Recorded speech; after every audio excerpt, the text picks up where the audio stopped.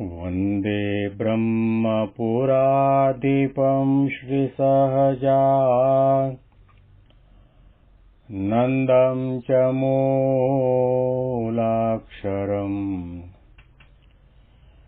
श्रेयस्कारणसद्गुणैकनिलयम् श्रीप्रागजिह्वावत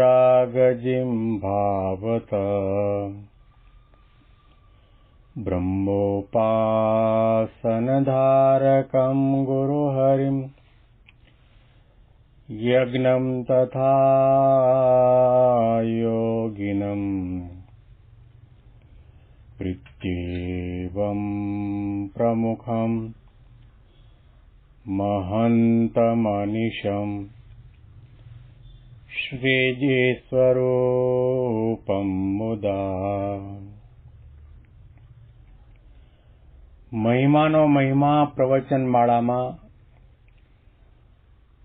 આજે 17મી ઓગસ્ટ 2024 શનિવારના દિવસે તમામ સંતો હરિભક્તોને મારા સાષ્ટાંગ પ્રણામ. જય સ્વામિનારાયણ. હેપી વચનામૃત દ્વિશતાબ્દી મહોત્સવ. હેપી પ્રમુખ સ્વામી મહારાજ શતાબ્દી મહોત્સવ. અંત્યનું 14મો વચનામૃત સાંભળી રહ્યા છીએ. આખું એ વચનામૃત અને તમામ પૂછાયેલા પ્રશ્નો અને એના આપેલા મહારાજના ઉત્તરો સાંભળ્યા પછી એક વાત તો ઉડીને આંખે વળગે કે મહારાજના આ તમામ જવાબમાં ઉત્તરમાં એક જ રહસ્ય છે કે આપણને સાચા આધ્યાત્મિક સાધક કે ભક્ત કે સત્સંગિક સાધુ બનાવવા છે. ભગવાનમાં આપણને વિશ્વાસ છે, પરંતુ ભગવાનને આપણામાં વિશ્વાસ કઈ રીતે આવે? જ્યારે આપણી નિયમ ધર્મની દ્રઢતા હોય, નિષ્ઠાની દ્રઢતા હોય, ઉપાસનાની દ્રઢતા હોય, ભક્તપણું હોય અને ભગવાન સિવાય ક્યાંય પ્રીતિ ન હોય, આસક્તિ ન હોય, વાસના ન હોય, કામના ન હોય, મનમાં દ્રઢાવ કર્યો હોય કે મારે આ દેહે કરીને સંત અને ભગવંતને અતિશય રાજી કરવા છે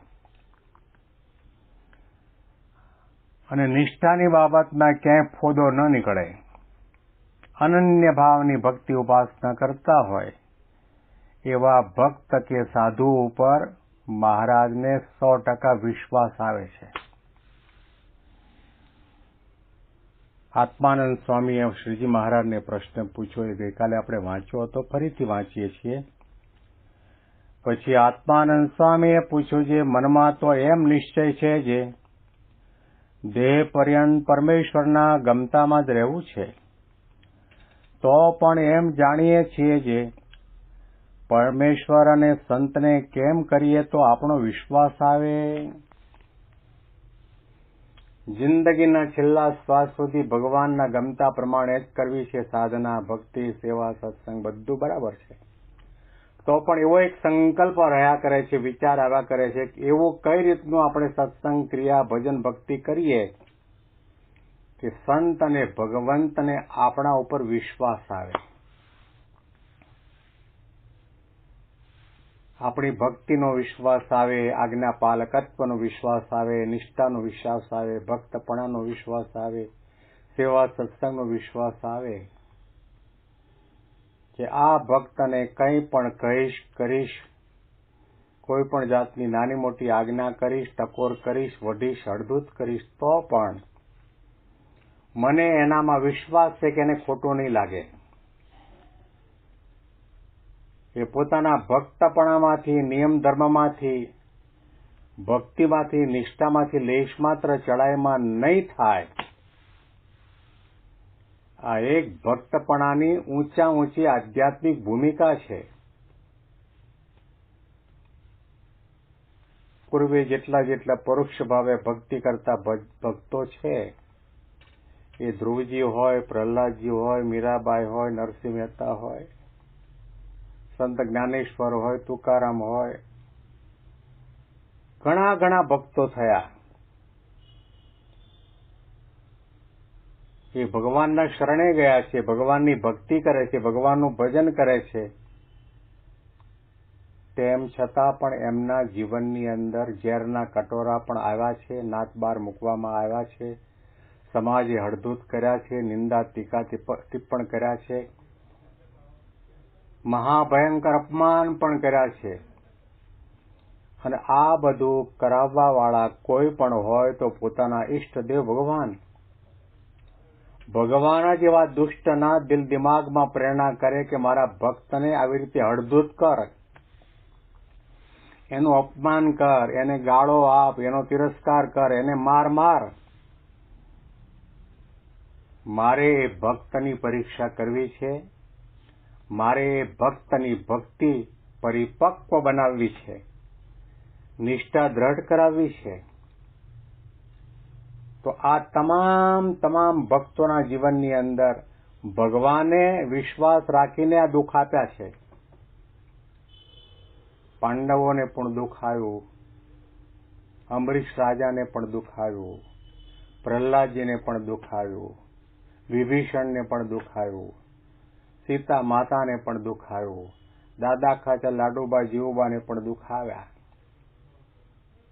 એ દુઃખના દેનારા કોણ હતા? પ્રેરણા કરનારા ભગવાન છે. ભગવાનને આપણે કરતા હરતા માનીએ છીએ, તો ભગવાન પોતે પ્રેરણા કરીને ભક્તની કસોટી કરવા માટે, ભક્તનું ભક્તપણું દ્રઢ કરાવવા માટે આવા પ્રસંગો ઉભા કરતા હોય છે. અને ભગવાનને એમાં વિશ્વાસ છે. જેવી રીતે લંડનની અંદર મંદિરનું બાંધકામ શરૂ થયા પછી આર્થિક રીતે સકડામણ અનુભવવા લાગ્યા.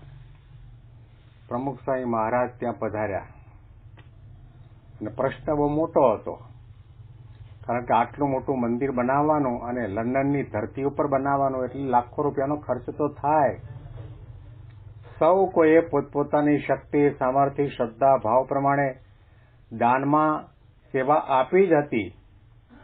અને તે વખતે કેટલાક મોટા ઉદ્યોગપતિઓ પ્રમુખ સ્વામી મહારાજ પાસે આવીને સલાહ અને સૂચન કરવા લાગ્યા કે હમણાં તમે 2-5 વર્ષ માટે આ મંદિરનું કામ મુલતવી રાખો, જ્યારે પછી આર્થિક વ્યવસ્થા થાય ત્યાર પછી આગળ કરજો. કરોડો અબજોપતિ એવા ઉદ્યોગપતિઓ હતા. એમને મનમાં એમ ન થયું કે આપણે આની અંદર સહભાગી થઈએ, મોટું દાન કરીએ અને આ મંદિરનું કામ ચાલુ રહે એવી રીતનું કરીએ. આ બધા સલાહ સૂચનો પ્રમુખ સ્વામી મહારાજે સાંભળ્યા અને પછી સભાની અંદર પ્રમુખ સ્વામી મહારાજે હજારોની સંખ્યામાં ભક્તો સત્સંગી બેઠા હતા અને પ્રમુખ સ્વામીએ પોતાના પ્રવચનમાં કહ્યું કે મારો હરિભક્ત લંડનની ઊભી બજારે વેચાઈ જશે પણ આ મંદિર પૂરું કરશે. મને તમામ હરિભક્તોમાં વિશ્વાસ છે. આ એક ભક્તની ગરિમા છે. ભગવાન અને સંતને આપણા ઉપર વિશ્વાસ આવે એ કઈ પ્રકારની સમજણ હશે, કઈ પ્રકારની આધ્યાત્મિકતા હશે, કયો પ્રકારનો વિચાર એ ભક્તના જીવનમાં ઘોળાતો હશે, કેવો સંકલ્પ અને કેવી દ્રઢતા અને કેવી નિષ્ઠા સાથે આધ્યાત્મિક માર્ગમાં એ ભક્ત કદમ માંડતો હશે. બહુ મોટી વાત છે. ઓછા વધતા પ્રમાણમાં આપણને ભગવાનમાં વિશ્વાસ છે, પણ ભગવાનને આપણા ભક્તપણામાં, આપણા નિયમ ધર્મની દ્રઢતામાં, ઉપાસનામાં વિશ્વાસ આવે એ બહુ અતિ અગત્યની બાબત છે. પ્રમુખ સ્વામી મહારાજને જ્યારે આ પૃથ્વી ઉપર હતા ત્યારે ઘણા બધા સંતો હરિભક્તોમાં એવો વિશ્વાસ હતો કે આમ ખબર જ હોય કે આમને પાસે બેસાડીને પ્રસાદ આપીને બે પ્રશંસાના શબ્દો કહીને આશીર્વાદ આપીને એને આ પદ છોડાવવું નથી, એમ નહીં. જોઈ લો, મુંબઈ દાદર મંદિરના કોઠારી કેટલા વર્ષોથી પોતે દાદર મંદિરના કોઠારી તરીકે હતા. દીક્ષા લીધી ત્યારથી ખાલી પ્રમુખ સ્વામી મહારાજે એક પત્ર દ્વારા જણાવ્યું કે હવે તમારી ઉંમર થઈ છે તો તમારી જગ્યાએ અમે બધાએ નિર્ણય કર્યો છે કે અભય સ્વરૂપ સ્વામીને કોઠારી તરીકે નિમણૂક કરશું, તો તમે અમને ચાવી સોંપી દેજો. આ પત્ર વાંચતાની સાથે એક પણ ક્ષણનો વિલંબ કર્યા સિવાય કોઠારી પદની ચાવી અભય સ્વરૂપ સ્વામીને સોંપી દીધી. સત્તા છોડાવવી એ ખાવાના ખેલ નથી, અને સત્તા છૂટે ક્યારે કે જ્યારે એને સંત અને ભગવંતમાં પૂરો પ્રેમ હોય, ભક્તિ હોય, નિષ્ઠા હોય, સમજણ હોય, ધ્યેય નક્કી કરીને બેઠા હોય કે મારે એમને રાજી કરવા છે. પ્રમુખ સ્વામીને કેવો વિશ્વાસ કોઠારી સ્વામી ઉપર! ખાલી કાગળ લખીને સત્તામાંથી, પદમાંથી મુક્ત કર્યા છે. આ વિશ્વાસ. કોઠારી સ્વામી વર્ષો સુધી અમે સાથે રહ્યા. અમારા બધા કરતા એમના ધોતિયા ગાતરિયા થોડા જાડા, પાણકોરું કાપડ સમજી લો. એને નીચોવતા, નાયા પછી ધોતિયાને ગાતરિયાને નીચોવતા નાકે દમ આવી જાય. આવા જાડા કપડાં પહેરતા હતા. એ એમની સાધુતા હતી, એમનો ત્યાગ હતો. એના માટે આપણને માન છે. એનાથી કોઠારી સ્વામીની મહત્તા છે એવું ન માનતા. દાદર મંદિરના કોઠારી પદે હતા એટલા માટે કોઠારી સ્વામી મોટા એમ પણ નહીં, પરંતુ ભગવાનના અખંડ ધારક સંત પ્રમુખ સ્વામી મહારાજને કોઠારી બાપા ઉપર પૂરેપૂરો વિશ્વાસ. આ એમની મહત્તા. કેવું જીવન જીવ્યા હશે, કેવી નિષ્ઠા હશે, કેવું દાસત્વ ભાવ હશે, ધ્યેયની કેવી દ્રઢતા હશે, એનું ધ્યેય નિશાન કેટલું સ્પષ્ટ હશે. એટલા માટે પ્રમુખ સ્વામી મહારાજે કોઠારી બાપા ઉપર વિશ્વાસ મૂક્યો. કોઠારી બાપાની વાત કરીએ, સાથે મહંત સ્વામી મહારાજની વાત કરીએ. કેટલાય વર્ષોથી મહંત તરીકે દાદર મંદિરમાં રહ્યા. એમણે કોઈ પણ જાતનો વ્યવહાર કર્યો નથી. ઓછામાં ઓછા 22 વર્ષ એમની સાથે રહેવાનું થયું.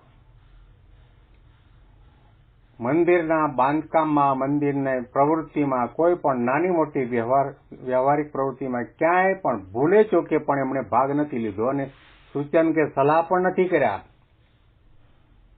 પરંતુ પ્રમુખ સ્વામી મહારાજને કેવો વિશ્વાસ કે ધામમાં જતા પહેલા 5 વર્ષ પહેલા 2012ની સાલમાં પત્ર લખીને મૂકી રાખ્યો અને પત્રમાં લખ્યું કે હું સભાન અવસ્થામાં રાજી ખુશીથી આ બોચાસણવાસી શ્રી અક્ષર પુરુષોત્તમ સ્વામિનારાયણ સંસ્થાના પ્રમુખ તરીકે સાધુ કેશવજીવન દાસ, ગુરુ જ્ઞાનજીવન દાસની નિમણૂક કરું છું અને ગુરુપદે નિમણૂક કરું છું. જેમણે વર્ષો સુધી કોઈ જાતનો વ્યવહાર નથી કર્યો, વ્યવહારમાં માથું નથી માર્યું, પણ પ્રમુખ સ્વામીને, મહંત સ્વામી મહારાજ ઉપર એવો વિશ્વાસ કે કાર્યભાર એમને સોંપ્યો, ગુરુપદે એમની નિમણૂક કરી કે આ સંસ્થાનો વિકાસ કરશે, સંપ્રદાયનો વિકાસ કરશે, આ તત્વજ્ઞાનનો વિકાસ કરશે, સાધુ સંતો અને આ સમૃદ્ધિનો પણ વિકાસ કરશે, એવો પ્રકારનો વિશ્વાસ. આ મહંત સ્વામીની વિશેષતા છે. પ્રમુખ સ્વામી મહારાજ જેવા ચકોર, ચપળ, હોશિયાર, આર્ષદ્રષ્ટાને મહંત સ્વામી મહારાજ ઉપર વિશ્વાસ રાખીને એમની નિમણૂક કરી. આ વિશ્વાસ બહુ મોટી વાત છે. એમાં ભક્તનું ભક્તપણું, સાધકનું સાધકપણું, ઉપાસકનું ઉપાસકપણું રહેલું છે. આના અનુસંધાનમાં વિશેષ વાતો આપણે આવતીકાલના પ્રવચનમાં આ જ વચનામૃતના માધ્યમથી સાંભળીશું. તમામ સંતો હરિભક્તોને મારા સાષ્ટાંગ પ્રણામ. જય સ્વામિનારાયણ.